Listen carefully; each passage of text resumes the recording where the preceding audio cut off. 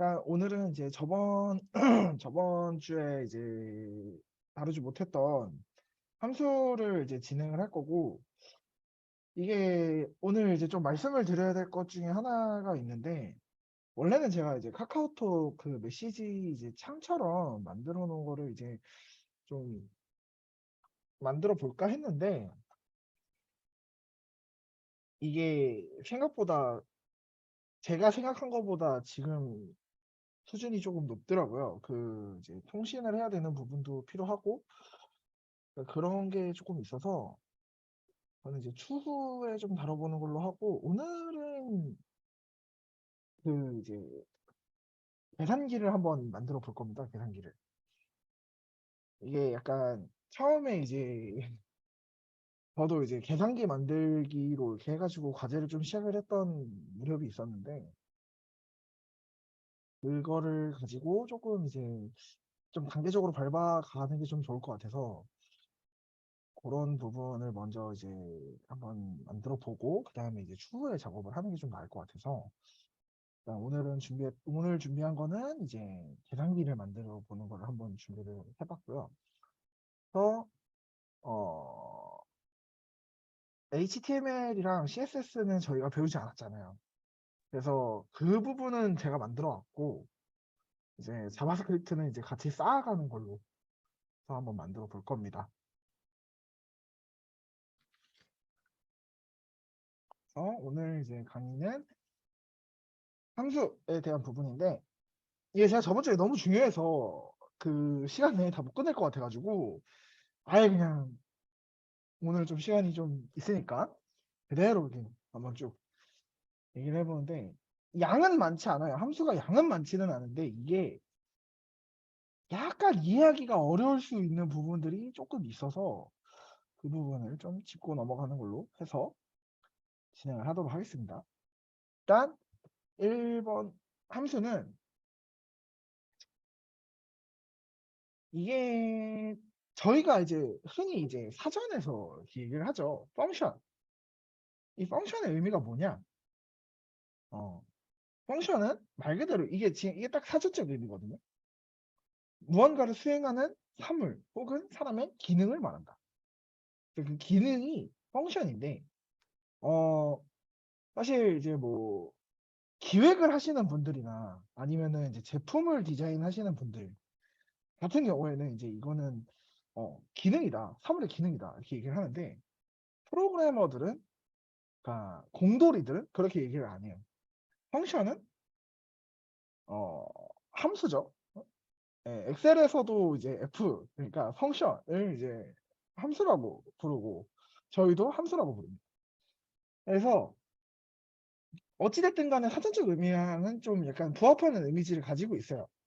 그래서 어떠한 한 개의 목적, 아니면은 이제 좀 여러 개의 목적, 아니다. 함수 같은 경우는 한 개의 목적이겠네요. 한 개의 목적을 수행하기 위해서 짜여져 있는 어떤 코드 뭉치, 이렇게 얘기를 합니다.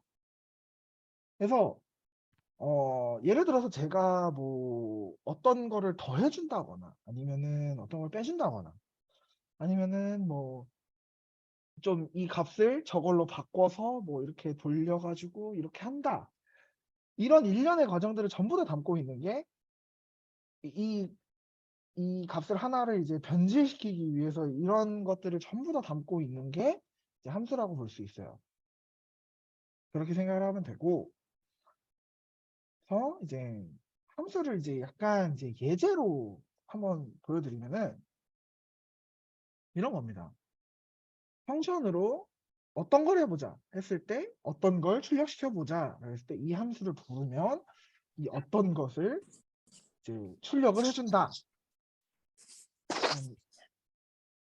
음, 음, 잠시, 출력을 해준다. 이런 식으로 이제 접근을 하면 되는데, 어쨌든 이 함수를 만들어서 이 안에 내가 원하는 수식이든 아니면 내가 이제 이 프로그래밍을 진행하고자 하는 방향대로 작성을 쭉 해서 이거를 이제 추후에 내가 필요한 부분에서 이걸 불러서 사용할 수 있다. 이렇게 생각을 하면 됩니다. 그래서 예제로 보면 이렇죠.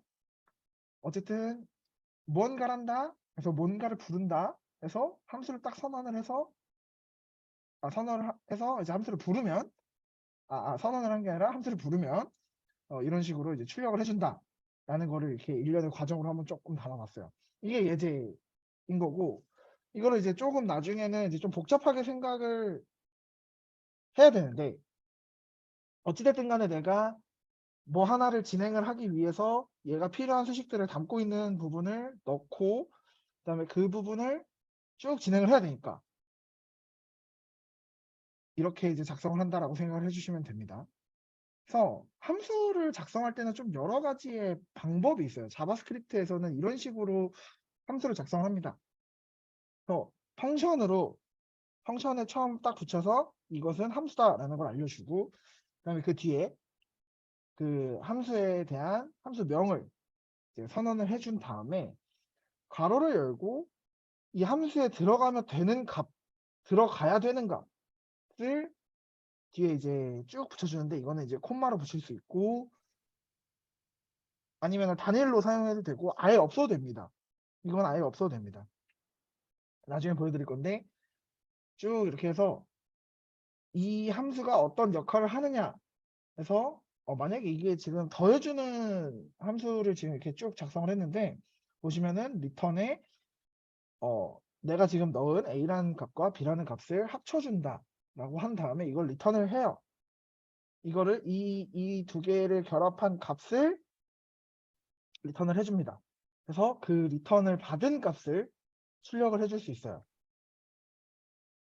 지금 이렇게 보면은 약간 좀 표면적으로 이게 다가오지는 않는데, 예제를 좀 보여드리면은 이런 겁니다. 제가 이제 작성을 해요. 얘는 펑션입니다. 펑션인데, 펑션의 이름은 sum이고, A라는 값과 B라는 값을 합쳐주고,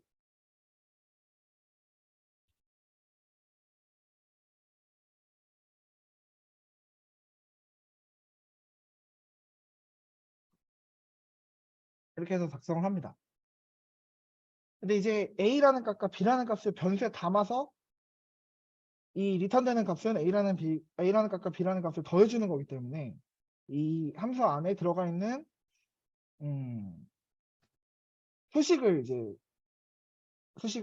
진행하는 거죠. 진행해서 이제 그 값을 되돌려줍니다. 그래서 보면은 A라는 변수를 여기에 담고 B라는 변수를 여기에 담아서 A 플러스 B는 B라는 값을 리턴해준다. 만약에 그래서 제가 A라는 값에다가 1을 넣고 B라는 값에다 2를 넣었다고 하면은 1 더하기 2에서 3이라는 값을 리턴을 해주게 됩니다. 이게 이제 여태까지 이제 뭔가를 작성해서 변수를 불러서 뭘 해가지고 얘를 더해준다 라는 그 일련의 코드의 값을 함수로 만들어준 건데, 이 함수의 이제 효력이라고 하면 그냥 써도 되잖아요. 사실 그냥 써도 되잖아요. A 플러스 B라고 그냥 써도 되는데 왜 이렇게 쓰느냐 라고 하면, 이렇게 하나씩 코드 뭉치를 좀 줄여나가는 겁니다. 제가 만약에 이런 더해주는 값들이 굉장히 많아요. 예를 들어서 어떠한 변수 두 개를 불러서 그거를 더해주는 게 굉장히 이 코드 한 몇만 줄, 만 줄 정도 되는 부분 안에서 이게 여러 번 들어간다라고 하면 이런 식으로 함수로 빼준 다음에 한 줄로 처리를 할 수가 있는 거죠. 그렇게 생각하면은 이제 함수를 왜 써야 되는지에 대해서 어느 정도 설명이 될 건데, 이게 사실 코드 뭉치라는 게 어쨌든 저희가 이제 컴퓨터에 있는 메모리라던가 이런 거를 쭉 사용을 해가지고 만드는 거잖아요.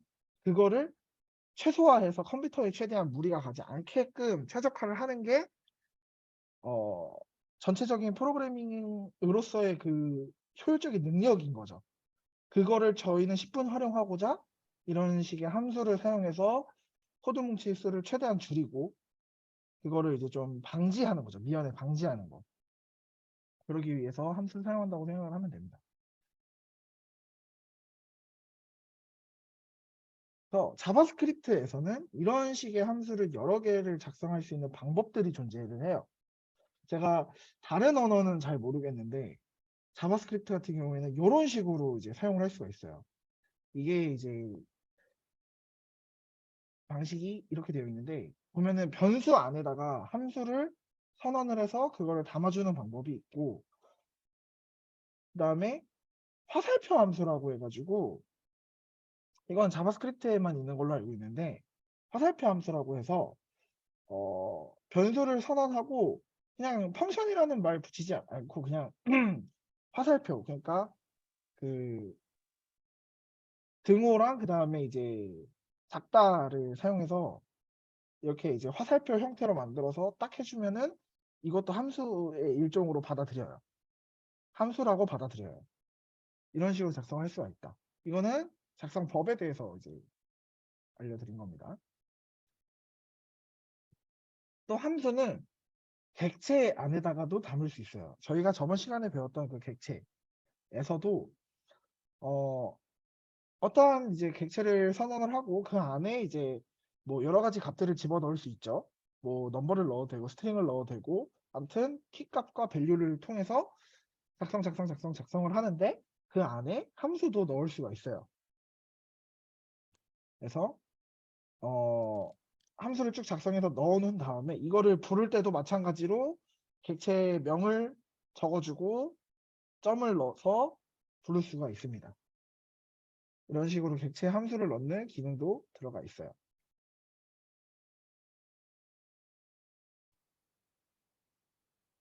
그 다음에 마찬가지로 이제 약간 함수에 리턴 값을 넣는 것도 할 수가 있어요. 리턴 안에 함수를 넣는 것도 가능해요. 그래서 보면은 이제 이거 예제가 있죠. 예제가 있는데 이 그리팅이라는 변수를 불렀는데 여기에 이제 메시지가 들어가 있어요. 메시지를 넣을 수 있어요. 이 메시지를 넣었을 때 리턴 되는 값은 이런 식으로 함수로 또 불러서 얼럿이라고 한 다음에 뭐 이렇게 해서 붙인 다음에 뒤에 메시지 들어가는 값을 여기에 붙여줘라라는 의미입니다. 이거는 붙여서 얼럿을 출력해 달라라는 의미인 겁니다. 그래서 이제 다른 이제 함수를 선언을 한 다음에 그리팅이라는 것 안에 이렇게 메시지가 담겨져 있죠. 그래서 메시지를 담아서 여기다 넣으면은 이 얼럿을 통해서 이렇게 나온다. 그래서 이것조차도 함수의 하나로 사용할 수 있다. 이 일련의 과정을 전부 다 함수에다 다시 집어넣는 겁니다. 이게 약간 비효율적이라고 생각할 수도 있는데 이게 활용 방법이 존재합니다. 이런 식으로 해서 함수 안에 함수를 넣고 그거를 하나로 통 묶어서 작성을 하는 게 있고, 근데 거기에서 또 분기를 나눠서 작성을 한 다음에 이제 다른 형태로 또 다시 불러올 수 있고, 이런 식의 형태로 사용할 수 있기 때문에 이것도 어느 정도 통용이 되어 있는 방법입니다. 이런 식으로 해서 리턴에 함수를 넣을 수 있다. 라는 것도 알아두시면 좋습니다. 그리고 재기함수인데 이거는 실습을 한번 해볼 겁니다. 실습을 한번 해볼 건데 이 재기함수가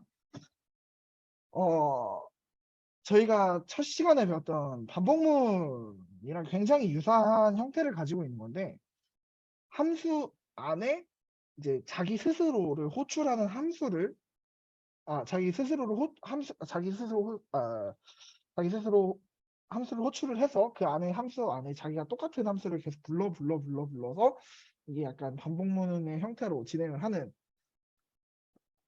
그런 이제 함수인데, 그걸 이제 저희는 리커시 리커전이라고 해서 이제 재기함수라고 이제 얘기를 합니다. 한번 실습을 한번 진행을 해볼 건데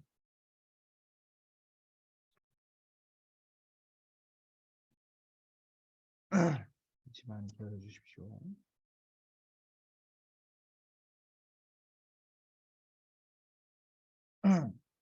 일단은 변수를 하나 선언해 줍시다. 리커시브라는 변수를 하나 선언해 줄 겁니다. 리커시브는 이제 재기함수인데 재기함수를 이제 n이라는 값으로 움직이게끔 할 거고, 이걸 화살표 함수로 열어주시면 고요. 여기에서 n이라는 값을 출력시켜주는 콘솔 로그를 작성해 주시고, 그 다음에 n이 들어갈 건데 여기에서 이제 한 번 더 불러서 해줄 건데 이거를 n-1로 해서 불러줄 겁니다. 그러면은 이게 n이 계속 지속적으로 이렇게 들어가서 나오고 n이 다시 출력되고 다시 들어가서 나오고 이런 식으로 쭉 진행을 할 겁니다. 근데 이걸 아마 이 상태로 돌리면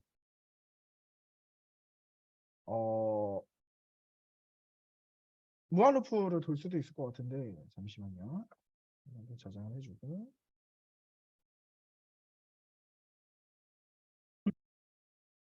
돌진 않군요. 0 밑으로 내려갔기 때문에 더 이상 돌지 않고, 네, 0에서 멈추네요. 10에서부터 0까지 이렇게 쭉 내려가는 재기함수입니다, 이게.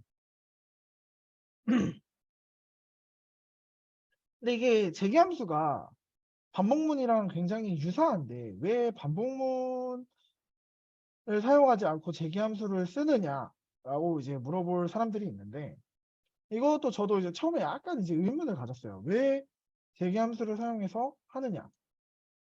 이 이유가 뭐냐면, 이건 아까 전에도 말씀드렸지만 컴퓨터는 조금 이제 프로그래밍 자체도 약간 좀 효율적으로 진행을 해야 되는 부분들이 있어요.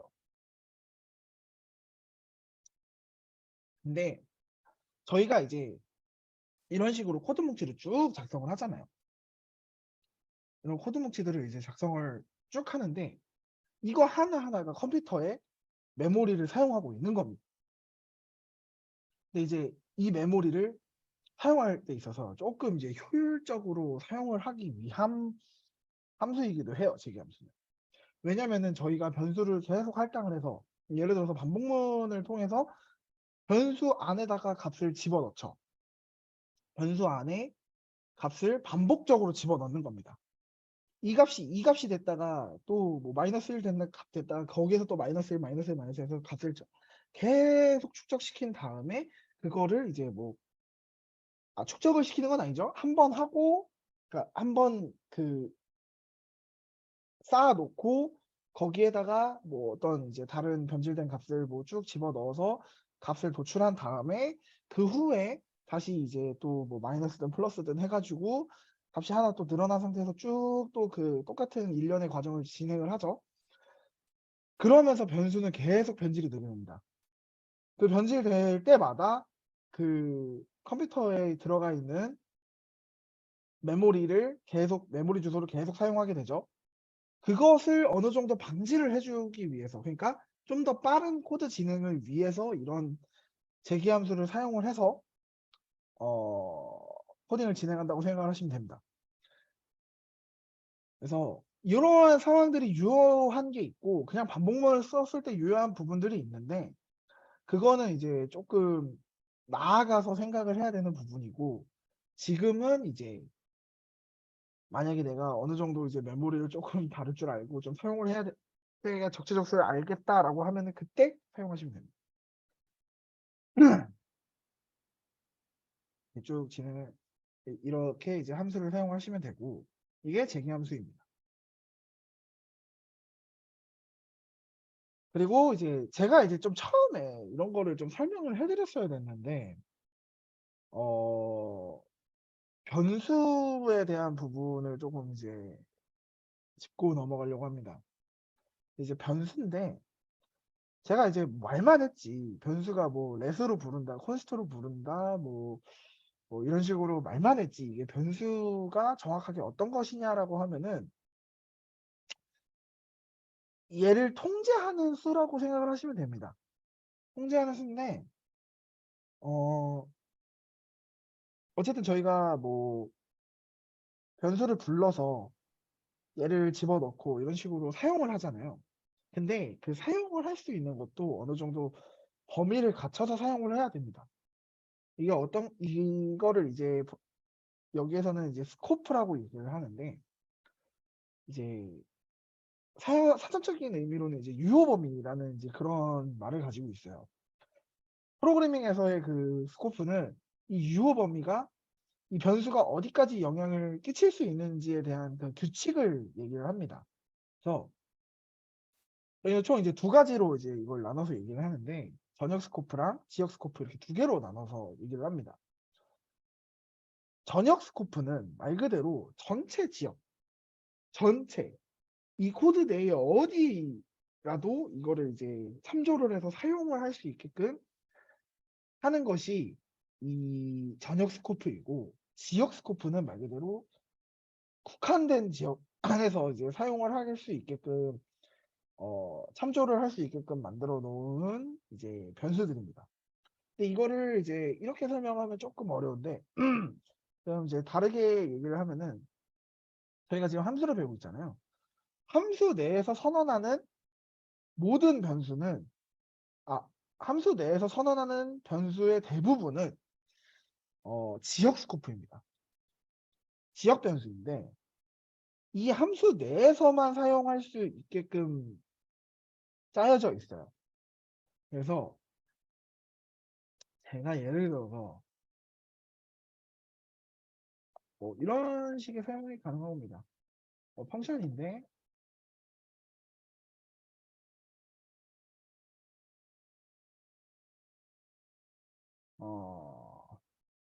여기다가 뭐 do something이라고 작성을 합니다. 이거는 뭐 do something, 이 do something이라는 스트링 값을 담고 있는 이 do something 변수가 있습니다. 이거는 지금 여기에서 만약에 이 do something이라는 거를 안에서 이제 불렀잖아요. 근데 이거를 만약에 밖에서 부른다고 생각을 해봅시다. 이게 지금 이거와 같은 값이냐라고 물어보면은 아닙니다. 왜냐? 얘는 밖에서 아직 부르지 않은 변수인 거죠. 아직 선언되지 않은 변수인 겁니다. 이거는 안에서는 do something이라는 변수를 담아서 스트링 do something을 담고 있는 하나의 변수지만 밖에 나왔을 때는 아니게 된 거죠. 이것은 무슨 차이냐? 얘가 지역 변수이기 때문에 이 함수 안에서만 사용할 수 있는 변수인 거고, 이거는 아직 선언되지 않았기 때문에 변수라고 볼 수 없는 겁니다. 그렇게 생각하면 됩니다. 이게 스코프의 그 이론입니다. 그래서 모든 변수는 이 스코프를 지니고 있고, 이 스코프가 지역이냐 전역이냐에 따라서 이 변수가 지역인지 전역인지 구분 지을 수 있는 겁니다. 안에서만 사용할 것이냐 아니면 바깥에서도 사용할 수 있을 것이냐 라는 그 차이점을 두고 사용을 한다. 그게 스코프다 라고 이해를 해주시면 됩니다. 예제로 들었을 때 이렇게 이제 바깥에서 let number라고 해서 바깥에서 전역 변수 형태로 불러와 주고서 사용하는 거는 이제 이 넘버는 전역 변수가 되는 거고, 이 안에서 부른 지역 변수는 이 안에서만 사용을 한다 라고 생각하시면 됩니다. 근데 그걸 좀 조심하셔야 돼요. 지금 이렇게 바깥에서 전역 변수로 넘버라는 변수 값명을 통해서 불렀고, 이 안에서도 넘버라는 값을 통해서 변수명을 불렀잖아요. 이거는 좀 지양을 해주셔야 돼요. 왜냐면은 이게 딱 그냥 봐도 알 것 같은 게 헷갈리잖아요. 전역 변수 넘버, 지역 변수 넘버. 어쨌든 똑같이 넘버라는 이름으로 작성이 되어 있잖아요. 그래서 헷갈리고 이로 인해서 이제 코드 충돌이 나거나 아니면은 뭐 내가 원하지 않은 약간 괴기한 형태의 이제 값으로 변질될 수 있기 때문에 이런 이제 변수 오염이 발생하면 안 돼서 이런 행동은 조금 지양을 해주시는 게 좋습니다. 지역 변수는 그래서 이거를 어떻게 조금 구분지어서 사용을 하냐면, 예를 들어서 이런 게 있습니다. 뭐 저는 이제 버튼이라는 뭐 지역 변수를 하나 불렀어요. 전역 변수를 하나 불렀어요. 근데 지역 변수는 조금 이렇게 사용하면 좋습니다. 좀 축약해서 사용해야 된다고 해야 되나요? 그래서 이런 형태의 펑션이 있는데 여기 안에서 부를 때는 이런 식으로 사용을 합니다. btn 버튼의 약간 약자죠. 이런 약자 형태로 이제 사용을 하는 걸 추천합니다. 펑션 안에서 사용을 할 때는 그러니까 함수 안에서 사용하는 선언하는 지역 변수 같은 경우에는 이런 식으로 좀 축약어를 많이 쓰던가 이런 식으로 사용을 하면 좀 더 이제 충돌이 없이 사용할 수 있게 되겠죠. 그래서 전역으로 부르는 이제 애들은 조금 이제 공통적인 사회적 약간 통용되는 말들로 이제 많이 사용을 하고 그다음에 지역 변수로는 이제 좀 축약어를 많이 사용을 한다. 그다음에 이제 약간 추가로 이제 조금 더 알려드릴 수 있는 부분은 이런 건데 제가 이제 변수에 대한 부분을 조금 진행을 안 했었기 때문에 저희가 변수명을 이제 정하는데 조금 어려움이 있을 수가 있어요. 변수명은 어떻게 적어야 돼요? 라고 이제 물어볼 수 있어요. 네. 어, 보통 이 변수는 어떤 기능을 하느냐에 따라서 조금 이제 변수명을 이제 결정을 짓는데 그냥 이제 일반적으로 숫자다라고 하면 넘버잖아요. 그래서 넘버 이렇게 사용을 하는데 얘가 더해주는 숫자라고 이제 생각을 하면 add number 이런 식으로 작성을 하는데 이렇게 작성을 보통 하는데 add number에다가 add가 이렇게 띄어쓰기가 한번 들어가잖아요. 그럼 이 띄어쓰기 부분 뒤에 붙어 있는 그 단어의 이제 첫 글자는 대문자를 사용해서 이렇게 작성을 많이 해줍니다. add number, 뭐 마이너스 넘버 이런 식으로 이제 사용을 합니다. 이렇게 변수명을 좀 지정해서 해주는 게 좋고 그다음에 이제 상수일 경우에는 대문자를 많이 사용을 합니다. 이런 식으로. 그리고 이거는 약간 조금 회사마다 조금 다를 수 있는데 저희 같은 경우에는 이제 만약에 이제 여기에 add number라고 이제 작성을 해야 된다면 이렇게 작성을 하지 않고 여기 뒤에 언더바 하나를 붙여줍니다. 이 변수명은 이제 약간 좀 프로젝트별 그다음에 뭐 사람 바이 사람으로 이게 조금 다 달라질 수 있는데 언저리에서 이제 그렇게 크게 바뀌지는 않을 거예요. 변수명을 이제 부르는 겁니다. 어떤 데서는 그냥 이렇게 언더바를 안 쓸 수도 있고 어떤 데서는 뭐 상수를 이제 조금 다르게 부를 수 있고 이런 식으로 이제 조금 조정이 되는 거지 변수명에 대해서는 크게 이제 좀 스트레스 안 받는 게 제일 좋기 때문에 대신에 구분은 확실하게 해주는 게 가장 좋습니다. 저는 여기까지 진행을 하고 이후 이제 30분은